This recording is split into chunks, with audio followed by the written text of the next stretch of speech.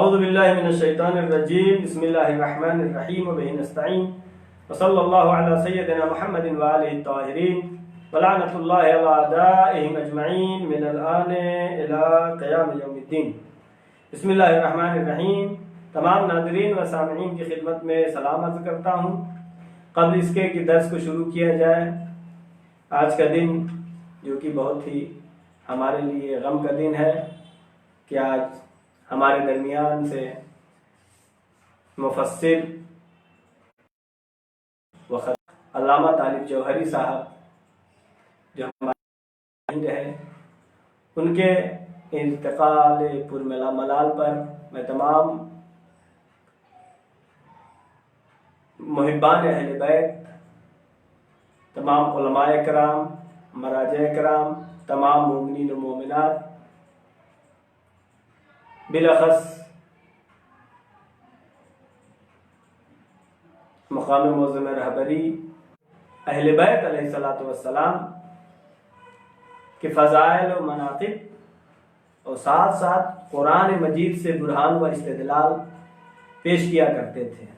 بہت عظیم علمی شخصیت جو آیت اللہ خوئی کے شاگردوں میں سے تھے، شہید باقر الصدر کے شاگردوں میں سے تھے، ان کے کلاس فیلو ان کے ساتھ میں، اور علامہ ذیشان حیدر جوادی کے ساتھیوں میں سے تھے،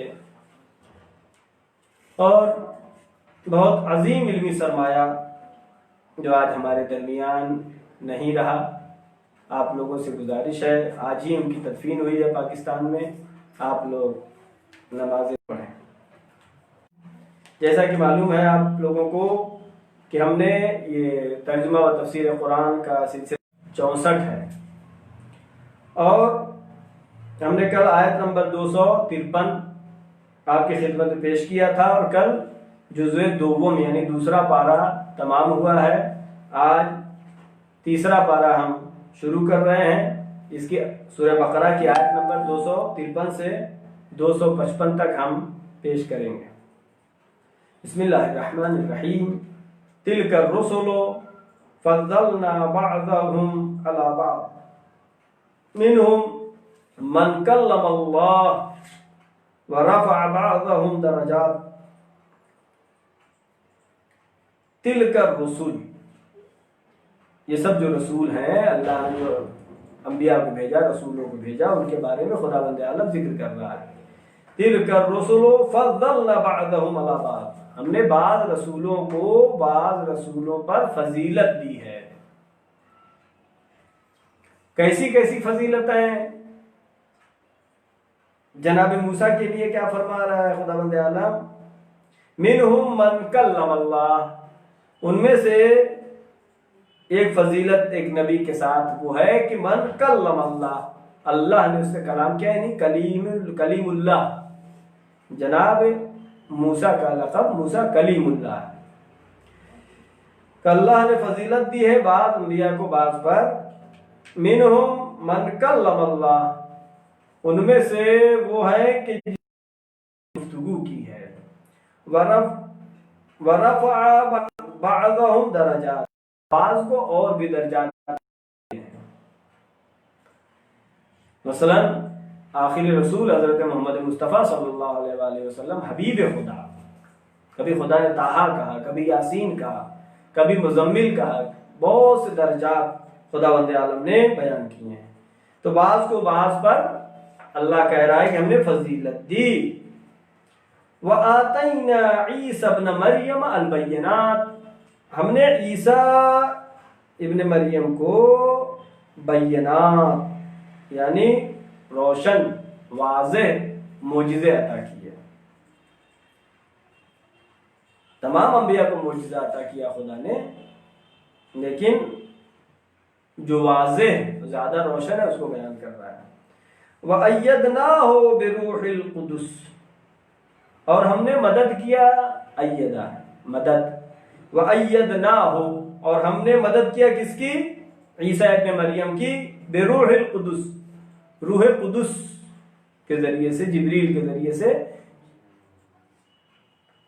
اور وَلَوْ شَاءَ اللَّهُ، آگے آیت کیا کہہ رہی؟ وَلَوْ شَاءَ اللَّهُ مَقْتَتَلَ الَّذِينَ مِن بَعْدِ مَا جَاءَتْهُمُ الْبَيِّنَاتُ وَلَوْ شَاءَ اللَّهُ، اگر اللہ چاہتا، جو ہم نے واضح روشن نشانیاں بھیجی ہیں اس کے بعد بھی وَلَوْ شَاءَ اللَّهُ، اگر اللہ چاہتا، کیا چاہتا؟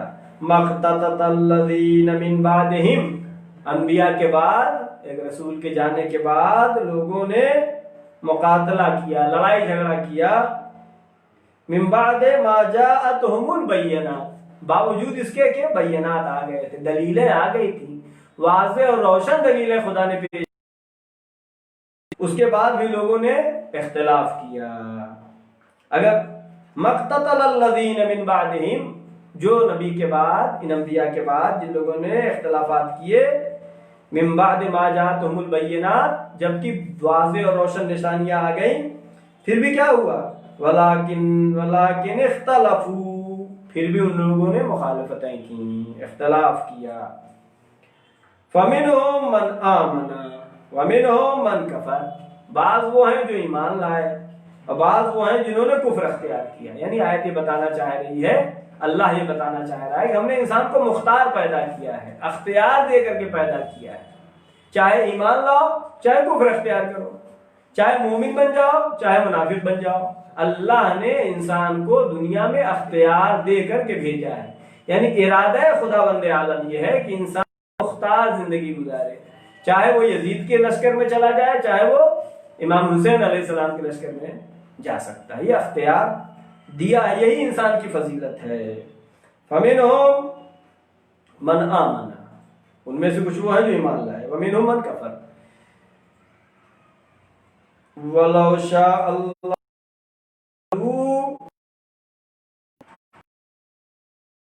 اگر اللہ چاہتا مقتتلوا، اختلاف نہ ہوتا، یعنی اللہ چاہتا سب کو مجبور کر دیتا کہ آخری رسول کو تم رسول مانو، نہیں مانتے تو عذاب نازل کرتا، لیکن اصلاً اس کائنات کی بنیاد خداوند عالم نے انسان کو جو بھیجا ہے اشرف المخلوقات بنا کے، اسے مختار پیدا کیا ہے، اس پہ زبردستی نہیں ہے، عقل و شعور و فکر دیا ہے، انبیاء کو بھیجا ہے کہ یہ دنیا بغیر خالق کے نہیں پیدا ہو سکتی ہے، اتنی کائنات اتنی بڑی نہیں چل سکتی ہے، پھر اس خالق نے انبیاء کو بھیجا ہے، چاہو تو ہدایت لے لو چاہو تو کفر اختیار کرو۔ وَلَوْ شَاءَ اللَّهُ مَا اخْتَتَلُوا، اللہ چاہتا تو اختلاف نہ ہوتا، وَلَكِنَّ اللَّهَ يَفْعَلُ مَا يُرِيدُ، مگر خدا، وَلَكِنَّ اللَّهَ، لیکن اللہ انسان دنیا میں اختیار سے زندگی گزارے اور اس اختیار کے اپنے کو جنتی بنا لے چاہے اپنے کو جہنمی بنا لے۔ بس اس آیت میں یہی کیا کہ انبیاء میں بھی بعض کو بعض پر فضیلت دی ہے خدا نے، نبی کا بنانا خدا کا کام، ان کو فضیلت دینا خدا کا کام، ائمہ کا بھیجنا خدا کا کام، اولیاء خدا کو اللہ نے معین کیا ہے، یہ آیت یہ کہہ رہی ہے۔ لہذا اس کائنات کا نظام آفرینی سسٹم جو ہے وہ کیا ہے؟ ایمان نہ لائے، یعنی انسان کے مختار ہونے کی دلیل ہے، کام کروں یا نہ کروں، یہ کیا ہے؟ انسان کے مختار ہونے کی ایک دلیل ہے۔ یا کسی چیز پر پشیمان ہوتا ہے، کاش کہ ہم نے ایسا نہ کیا ہوتا، یہ کیا مطلب؟ یعنی یہ کر سکتا تھا نہیں کیا، یعنی کر سکتا ہے اور نہیں، چاہے کرے چاہے نہ کرے، پشیمان ہونا اس بات کی دلیل ہے کہ انسان کیا ہے؟ مختار ہے۔ یا پھر جو ہے کسی آدمی نے کچھ کیا، کچھ گڑبڑ ہو گیا تو اس پہ اعتراض ہوتا ہے، اس اعتراض جو ہوتا ہے کی صورت میں کہ وہ مجبور نہیں تھا، ایسا کیوں کیا، یعنی یہ صحیح کام بھی کر سکتے تھے غلط کام بھی کر سکتے تھے، اب جب غلط کیا تو اعتراض ہوتا، خود اعتراض ہونا ہے کہ انسان کیا ہے؟ مختار ہے۔ یا تعلیم و تربیت میں بچے کو اسکول بھیجتے ہیں پڑھنے کے لیے، شاید نہ بھیجیں جاہل رہ جائے، اختیار ہے انسان کا، چاہو تو اچھے اسکول میں بھیجو چاہو تو پھر جیسا بھی۔ لہذا خداوند عالم اگر چاہتا، جو آیت میں کہا وَلَوْ شَاءَ اللَّهُ مَا اخْتَتَلُوا، یعنی اللہ اگر چاہتا تو لوگ گمراہ نہیں ہوتے، لیکن اللہ نے اختیار بنا کے، مختار بنا کر کے انسان کو دنیا میں بھیجا ہے، انسانوں کا امتحان لیا ہے۔ ائمہ معصومین انبیاء کرام کو بھیجا جو انسانوں کے امتحان کے لیے بھیجا ہے، یہ ہمارا اور آپ کا امتحان ہے۔ اور اس آیت میں اور جو ذکر ہوا، یہ خصوصیات جو بیان ہوئے ہیں دو نبیوں کے، ایک جناب موسیٰ اور جناب عیسیٰ کا۔ وَتِلْكَ الرُّسُلُ فَضَّلْنَا بَعْضُهُم بعض کو بعض پر فضیلت دی۔ سب سے زیادہ فضیلت وہ کون ہے؟ پیغمبر خاتم حضرت محمد مصطفیٰ صلی اللہ علیہ وآلہ وسلم۔ کیوں؟ اس لیے کہ احادیث کی روشنی میں تمام انبیاء پر شاہد نبی اکرم صلی اللہ علیہ وسلم ہے۔ تمام انبیاء اپنی اپنی امت کے لیے شاہد ہیں، لہذا تمام انبیاء پہ جو گواہ بنایا گیا رسول اللہ کو، یہ رسول اللہ کی فضیلت ہے۔ یا رسول اللہ نے جو کتاب اللہ کی طرف سے لائے اس میں کوئی تحریف نہیں ہو سکتی، یہ فضیلت ہے۔ فضلنا، یہ فضیلت ہے۔ بہرحال یہ مقام نہیں ہے کہ یہاں پر تمام کا ذکر کیا جائے، البتہ قرآن جیسا کہ ہم مانتے ہیں، ہمارا عقیدہ ہے کہ نبی کتنے 1,24,000، لیکن صرف 25 انبیاء کا ذکر قرآن مجید میں آیا ہے۔ قرآن مجید کوئی لسٹ بیان کرنے کے لیے نہیں آیا ہے، ہدایت کی کتاب ہے۔ اشارتاً کہا اقیموا الصلاۃ، نماز پڑھو، آتوا الزکوٰۃ، زکات دو۔ اب جو اللہ کی طرف سے اولیاء خدا جو ہیں وہ آ کے بتائیں گے کیسے نماز پڑھو، کیسے زکات دو۔ اس کی تفسیر اور مفسر واقعی و حقیقی قرآن کے نبی اکرم صلی اللہ علیہ وسلم اور ان کے اللہ کی طرف سے منصوص من اللہ جو 12 ائمہ ہیں وہ ہیں۔ ہم جو بھی بیان کرتے ہیں، اگر قرآن کی تفسیر کے بارے میں کوئی شیعہ اگر گفتگو کرے، صرف ائمہ معصومین علیہ السلام کی احادیث کی روشنی میں، ورنہ جو ہے انسان ہمارے عقیدے کے لحاظ سے اتنی عقل نہیں رکھتا ہے کہ وہ قرآن مجید کی تفسیر کر سکے۔ مفسرین قرآن اہل بیت علیہ السلام، لہٰذا ہمارے یہاں تفسیر جو بیان ہوتی ہے اہل بیت معصومین علیہ السلام کے احادیث کی روشنی میں۔ اب پڑھیں گے آیت نمبر 253۔ یا ایھا الذین آمنوا، 253 ہو گیا نا، آیت نمبر 254۔ یا ایھا الذین آمنوا انفقوا مما رزقناکم، اے ایمان لانے والو۔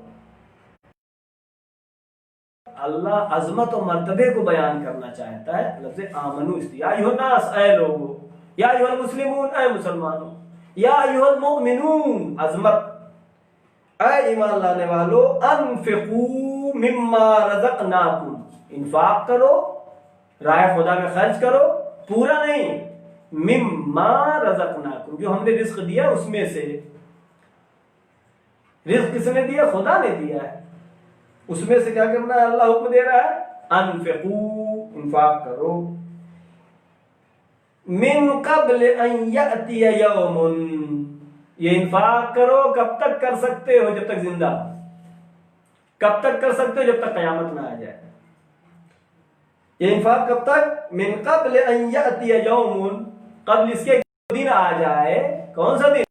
لا بیع فیہ ولا خلہ، جس دن نہ تو کوئی بیع ہے، نہ خرید سکتے ہیں بیچ سکتے ہیں، نہ خرید سکتے ہیں نہ بیچ سکتے ہیں کہ پیسہ دے کر کے ثواب کمانے لگے، ایسا نہیں۔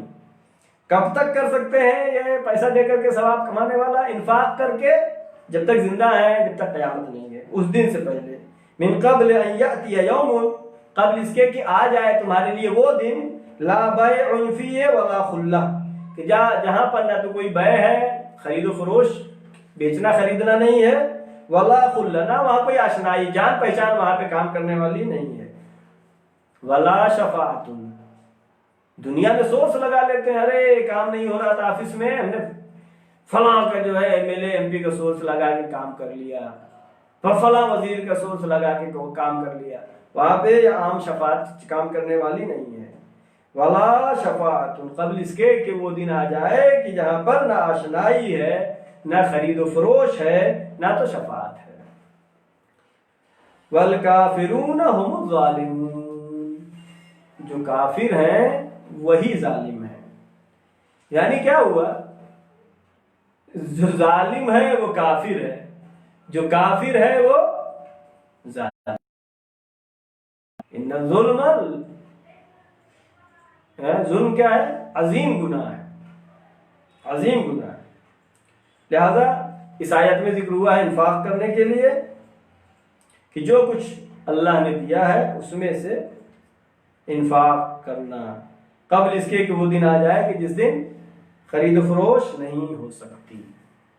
لہذا پیغمبر اکرم حضرت محمد مصطفیٰ صلی اللہ علیہ وآلہ وسلم کی ایک حدیث ہے جس میں آپ نے جناب ابو ذر کو خطاب ہو کے فرمایا، یا ابا ذر اغتنم خمسا قبل خمس، 5 چیزوں کو 5 چیزوں سے پہلے غنیمت سمجھو۔ بہت جلدی بیان کر رہا ہوں ورنہ ایک مجلس ہوتی ہے۔ حیاتوں کا قبل موتک، اپنی زندگی کو غنیمت سمجھو قبل اس کے کہ موت آ جائے۔ وشباب کا قبل حرمک، اپنی جوانی کو غنیمت سمجھو قبل اس کے کہ ضعیفی آ جائے۔ وصحتوں کا قبل سقمک، اپنی صحت کو غنیمت سمجھو قبل اس کے کہ کوئی بیماری آ جائے۔ وفراغ کا قبل شغلک، اپنے فراغت کے زمانے کو غنیمت سمجھو۔ فراغت ہے تو عبادت کرو، فراغت ہے تو قرآن پڑھو، ٹائم پاس نہیں کرو۔ وفراغ کا قبل شغلک، فراغت کو غنیمت سمجھو۔ یہ لاک ڈاؤن میں بہت فراغت ملی۔ وفراغ کا قبل شغلک، اپنی فراغت کو غنیمت سمجھو قبل اس کے کہ تم بزی ہو جاؤ، تمہیں ٹائم ہی نہیں ملے، کبھی جماعت میں جانے کا ٹائم نہیں ہے۔ وغنا کا قبل فقرک، اور غنا جب مالدار ہو تمہارے پاس پیسہ ہے اس کو غنیمت سمجھو قبل اس کے کہ فقیر ہو جاؤ۔ جب پیسہ ختم ہو گیا تو اب کسی کی مدد بھی نہیں کر سکتے۔ آیت کیا کہہ رہی؟ انفاق کرنے کے لیے کہہ رہی۔ انفاق کب کر سکتے ہیں؟ انفقوا مما رزقناکم، جو ہم نے رزق دیا ہے اس میں سے انفاق کرو۔ تو جو کچھ بھی ہے اللہ کا دیا ہوا ہے۔ انا عبد الفقیر، کہ انسان اللہ کے سامنے، انسان کے پاس نہ اس کا ہاتھ ہے، نہ پیر ہے، نہ آنکھ ہے، نہ دنیا کی کوئی چیز ہے، جو کچھ بھی ہے خدا نے دیا ہے۔ انسان اتنا مجبور ہے کہ اگر اذن خدا نہ ہو تو اپنی پلک بھی نہیں جھپکا سکتا۔ لہذا اس کی عظمتوں کے سامنے ہمیں چاہیے کہ تدبر کریں، غور و فکر کریں، اور جو آیت کہہ رہی ہے انفقوا مما رزقناکم، انفاق کرو جو ہم نے تمہیں دیا ہے، تمہاری اپنی چیز نہیں ہے، وہ بھی خدا نے ہی دیا ہے، خدا ہی انفاق کرنے کو کہہ رہا ہے۔ اب آیت نمبر 255 آج کی آخری آیت اور تمام کریں گے۔ یا ایھا الذین آمنوا، آیت نمبر 255، یا ایھا الذین آمنوا، یہ ہو گیا 54، اب آیت نمبر 255۔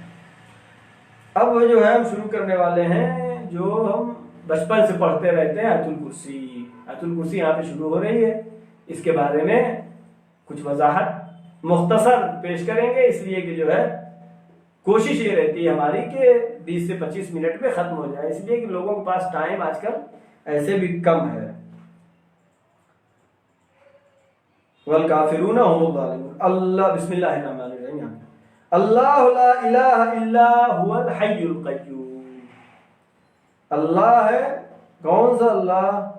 خدا ہی کی ذات ہے، اللہ ہے، لا الہ الا ہوا، لا الہ الا ہوا، کہ جس کے علاوہ کوئی خدا نہیں ہے، صرف اللہ ایک ہے، وہی خدا ہے، وہی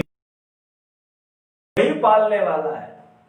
لا کلمہ میں کیا پڑھتا ہے؟ لا الہ الا اللہ، لا الہ الا ہو، اس کے علاوہ کوئی خدا نہیں ہے۔ وہ کیسا خدا ہے؟ الحی القیوم، وہ حی ہے، ہر زندہ رہنے والے کو زندگی کے لیے خدا کی طرف سے حیات ضروری ہے، فیض، ہمارا عقیدہ ہر وقت فیض خدا جاری ہے، ایک ایک نفس میں انسان خدا کا محتاج ہے۔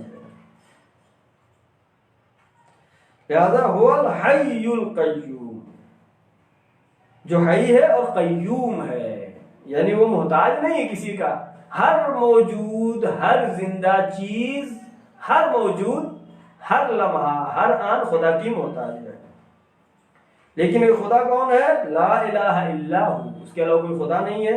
وہ کون ہے؟ الحی القیوم، جو حی ہے اور قیوم ہے، یعنی اس کا قیام بذاتے ہے۔ جتنی بھی کائنات کی مخلوقات و موجودات ہیں، سب کا قیام خدا کی وجہ سے ہے. لہذا علم فلسفہ میں بات ہوتی ہے، بحث ہوتی ہے علت و معلول کی. ہر شے کی وجود کی ایک علت ہے، اور خدا بند عالم وہ ہے جو علت العلل ہے، کہ اس کی کوئی علت نہیں. جس کے وجود کی کوئی علت نہ ہو وہ خدا ہے. اور اگر آپ کہہ رہے ہیں اس کی بھی علت ہے تو پھر ایک وجود پہ آپ کو رکنا پڑے ہے کہ جس کی کوئی علت نہیں ہے. لہذا جتنی بھی چیزیں موجود ہیں وہ کیا ہے؟ ممکن کہلاتی ہے. خدا کو کہتے ہیں واجب الوجود. خدا کے علاوہ جتنی چیز ہے وہ کیا ہے؟ ممکن الوجود. لا تأخذه سنة ولا نوم. نہ تو خدا کو اونگ آتی ہے، جسے ہم سوتے سوتے کبھی نیند آتی ہے، اونگنا جسے کہتے ہیں. ولا نوم، نہ تو اسے نیند آتی ہے. یعنی اگر خدا کو نیند آ جائے تو کیا ہوگا؟ خدا اس کے لیے جو ہے کسی نبی کے ساتھ جناب موسیٰ کے بارے میں ہے کہ جناب موسیٰ کے سامنے لوگ آئے اور پوچھا کہ خدا سوتا ہے کہ نہیں سوتا ہے کیسے. جناب موسیٰ نے کہا، خدا نے کہا اے موسیٰ آپ جو ہے یہ دو شیشے خود بھیجے فرشتے کے ذریعے سے اللہ نے کہا دونوں لیے رہو، سونا نہیں، ہاتھ میں لیے رہو. جاگتے رہے لیکن جب نیند آئی تو شیشے گرے اور ٹوٹ گئے. تو خدا نے کہا یہ جو دو شیشے اس کو بچانے کے لیے تم نہیں بچا سکے. کیوں نہیں بچا سکے؟ سو گئے. اگر خدا کو اونگ آئے، خدا کو نیند آئے تو پھر یہ دنیا باقی نہیں رہ سکتی ہے. ہر وقت علم خدا، قدرت خدا سے کائنات باقی ہے. لا تأخذہ سنۃ ولا نوم. نہ تو اس کو اونگ آتی ہے اور نہ ہی اسے نہ تو نیند آتی ہے. ما فی السماوات فی الارض. جو کچھ بھی زمین میں ہے، جو کچھ بھی آسمان میں ہے، وہ سب خدا کا ہے، خدا کے لیے. لہو ما فی السماوات و ما فی الارض. جو کچھ زمین اور آسمان میں ہے وہ سب کچھ خدا کا عطا کیا ہوا ہے، خدا کا دیا ہوا ہے. جلدی پڑھوں گا ٹائم زیادہ نہ لگے. ما فی السماوات، سما مانے آسمان، سماوات یعنی تمام آسمان اور زمین. ایک زمین اور تمام آسمان کہتے ہیں نا 7 آسمان. من ذا الذی یشفع عندہ الا باذنہ. اللہ اکبر. من ذا الذی، کون ہے وہ؟ الذی یشفع عندہ، جو محشر میں شفاعت کرے. الا باذنہ، لیکن شفاعت جو بھی کرے گا الا باذنہ، وہ اللہ کے اذن سے ہی شفاعت ہو سکتی ہے. اللہ جس کو اجازت دے گا شفاعت کرنے کی. پوری کائنات، پوری ہستی جو ہے بغیر کوئی بھی چیز ہو اذن خدا کے بغیر شفاعت نہیں کر سکتی. البتہ یہ کہتے ہیں درخت جو ہے مشرکین و کافرین کے درخت شفاعت کریں گے، یہ بت شفاعت کرے گا، درخت شفاعت کرے گا. آیت کیا کہہ رہی ہے؟ الا باذن. خدا نے کب بتوں کو اجازت دیا ہے شفاعت کرنے کی؟ انسان نے بنایا. خدا نے کب درخت و پتھر کو شفاعت کرنے کی؟ اللہ نے اپنی کچھ خاص مخلوقات کو شفاعت کے لیے اجازت دی ہے، وہ بھی الا باذن. ایسا نہیں ہے کہ امام حسین علیہ السلام کچھ چاہے اور خدا کچھ چاہیے، ناممکن. یہ سوچنا غلط ہے. وہ راضی برضا خدا ہے، اس لیے ان کا اتنا مرتبہ ہے معصومین علیہ السلام کا، جن کو شفاعت کا حق ہے. یشفع عنده الا یعلم ما بین ایدیہم وما خلفہم.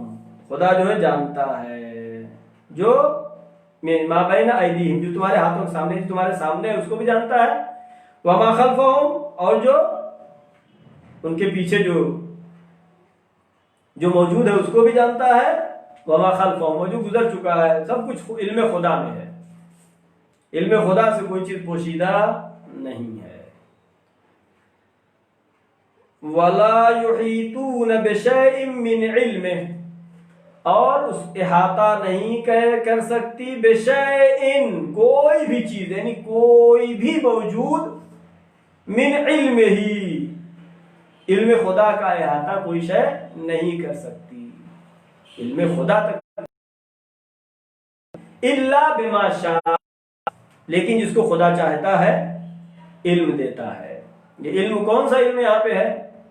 یہ ہے علم غیب، جو خدا اپنے خاص بندوں کو، انبیاء کو، اور منصوص من اللہ معصومین، ائمہ معصومین علیہ السلام کو، جو اس کو خدا نے امام بنا کے بھیجا ہے، جس کو خدا نے نبی بنا کے بھیجا ہے، الا بما شاء، جس کو چاہتا ہے اس کو دیتا ہے وہ، ورنہ جو ہے اس کے علم کا کوئی احاطہ نہیں کر سکتا، حاصل نہیں کر سکتا، پہنچ نہیں سکتا ہے۔ وسع کرسیہ السماوات والارض، وسع کرسیہ السماوات والارض، جو کچھ بھی ہے زمین اور آسمان میں اس کی کرسی کی وسعت میں ہے۔ کرسی کی وسعت میں کیا ہے؟ یعنی کرسی کا جو روایات معصومین علیہ السلام میں آیا ہے کہ کرسی سے مراد خدا کا علم خدا، وسع کرسی السماوات والارض، زمین اور آسمان میں جو کچھ بھی ہے اس کی کرسی کی وسعت،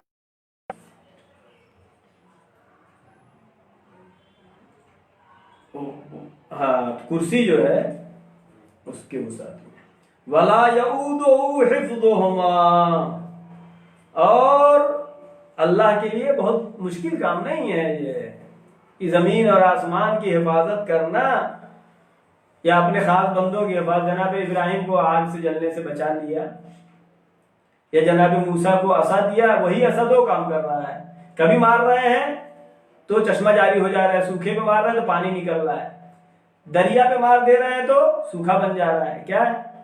حفظ خدا، خدا جو ہے حفظ کرتا ہے اپنے نبی کو، خدا نے حفظ کی، یہ زمین اور آسمان کی حفاظت کرنا یہ خدا کے لیے کوئی سخت کام نہیں، آسان ہے۔ وَهُوَ الْعَلِيُّ الْعَظِيمُ، وہ اعلیٰ ہے،